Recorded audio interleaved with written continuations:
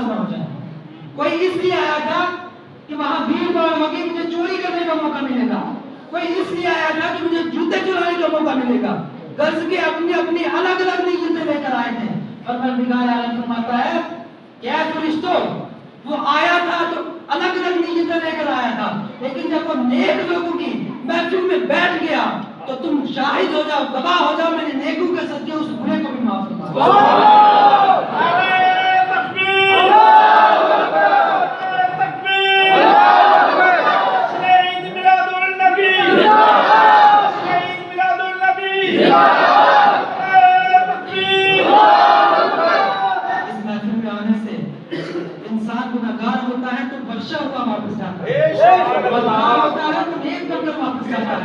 کسی قسم کا بھی برائی کے کام کرنے والا ہوتا ہے تو نیک بن کر واپس آتا ہے. لہٰذا جہاں کہیں بھی ایسی محافل کا موقع ملے تو بڑھ چڑھ کر اس میں حصہ لیا کریں, بڑھ چڑھ کر اس میں پہنچا کریں, بڑھ چڑھ کر اپنی اولاد کو, اپنے بچوں کو وہاں پہنچایا کریں.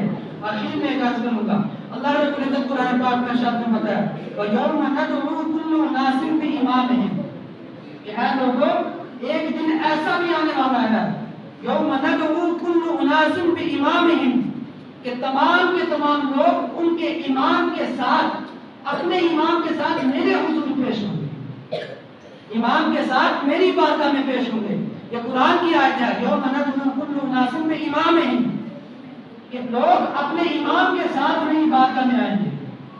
آپ کی بارگاہ میں محبت سے عرض کروں گا, آپ جس جس مسجد کی کمیٹی کے صدر ہیں, جس جس مسجد کی کمیٹی کے ممبر ہیں, جس جس مسجد کے نمازی ہیں, لہذا امام کو ایک انسان سمجھ کر, امام کو ایک انسان سمجھ کر, اگر امام سے کوئی غلطی ہو جاتی ہے تو اسے تنہائی میں جا کر بتایا کرے. امام سے کوئی غلطی ہوتی ہے تو امام سے جو بڑا بندہ امام کی رہبری کرنے والا ہے اس کو جا کر بتایا کرے, نہ کہ پورے علاقے میں اسے اچھالا کرے.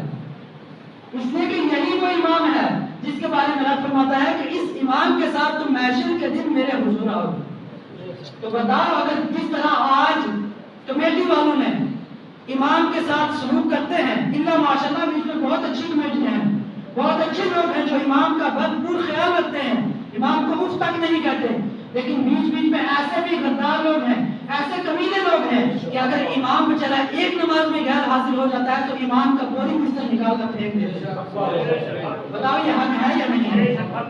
کوئی اپنے اوپر بات نہ لے کے مولوی صاحب کو امام صاحب نے بتایا ہوگا, میں تو امام صاحب کو آج سے پہلے جانتا بھی نہیں تھا, آپ کو بھی نہیں جانتا ہو, لیکن ایک جنرل بات ہے کہ آج کل لوگوں کا رویہ ایسا ہے کہ امام اگر بیچارہ ایک نماز میں حاضر نہیں ہوتا, جس کے گھر میں کتے کے برابر عزت نہیں ہے, کیا کتے کے برابر عزت نہیں ہے, وہ بھی آ کر امام کو بولتا ہے تو کہاں تھا, وہ بھی آ کر امام کو داڑھی مارتا ہے تو کہاں تھا, خود سورہ فاتحہ پڑھنی نہیں آتی اور آ کر امام پر حکم چلا رہا ہے. لہٰذا اپنے بچوں کو کم از کم اتنا دین ضرور سکھائیں کہ جب باپ مرے تو خود بیٹا جنازہ پڑھائے, جب باپ اس دنیا سے جائے تو بیٹا جنازہ پڑھائے, بیٹا جائے تو باپ جنازہ پڑھائے, بھائی جائے تو بھائی جنازہ پڑھائے, کسی امام کے محتاج نہ رہو.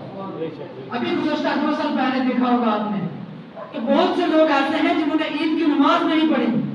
وجہ کیا تھی کہ انہیں اپنی نماز بھی نہیں پڑھنا آ رہی تھی, امام نہیں ملا, اپنی نماز عیدیں تک نہیں پڑھ سکے. وجہ کیا تھی؟ دین سے دور تھے.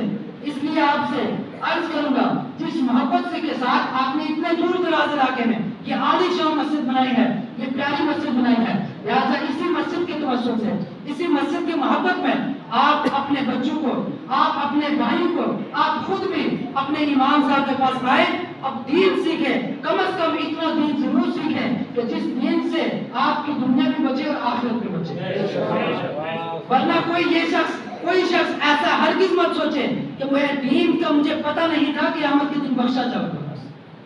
علماء کرام لکھتے ہیں کہ وہ بندہ جس بندے نے دنیا میں رہتے ہوئے دین نہیں سیکھا, اور ایک بندہ وہ ہے جس نے دین سیکھا, مگر معاملہ کیا ہے, دین سیکھنے والے نے بھی نماز نہیں پڑھی اور جس نے دین نہیں سیکھا اس نے بھی نماز نہیں پڑھی. علماء کرام لکھتے ہیں کہ قیامت کا دن وہ بندہ جس نے دین سیکھا تھا نماز نہیں پڑھی تھی, اسے صرف اور صرف ایک مرتبہ عذاب ہوگا, اور دوسرا وہ بندہ جس نے دین بھی نہیں سیکھا, نماز بھی نہیں پڑھی. علماء کرام لکھتے ہیں قیامت کے دن ایسے بندے کو 2 مرتبہ عذاب ہوگا. کہ میرے پر، آپ پر، جتنے بھی بالغ مسلمان ہیں، سب پر علم دین سیکھنا فرض عین ہے۔ کیا ہے؟ فرض عین ہے۔ ایک عذاب ہمیں یہ ہوگا کہ ہم نے فرض عین نہیں سیکھا، دوسرا عذاب یہ ہوگا کہ ہم نے عمل نہیں کیا۔ اس لیے محبتانہ اپیل ہے کہ اپنے بچوں کو مسجد میں بھیجو، خود بھی مسجد میں آؤ، خود بھی امام کے ساتھ۔ اگر آپ لوگوں کو شرم آتی ہے، بوڑھے ہو، بزرگ ہو، تو شریعت کے اندر علم سیکھنے کی کوئی حد مقرر نہیں ہے۔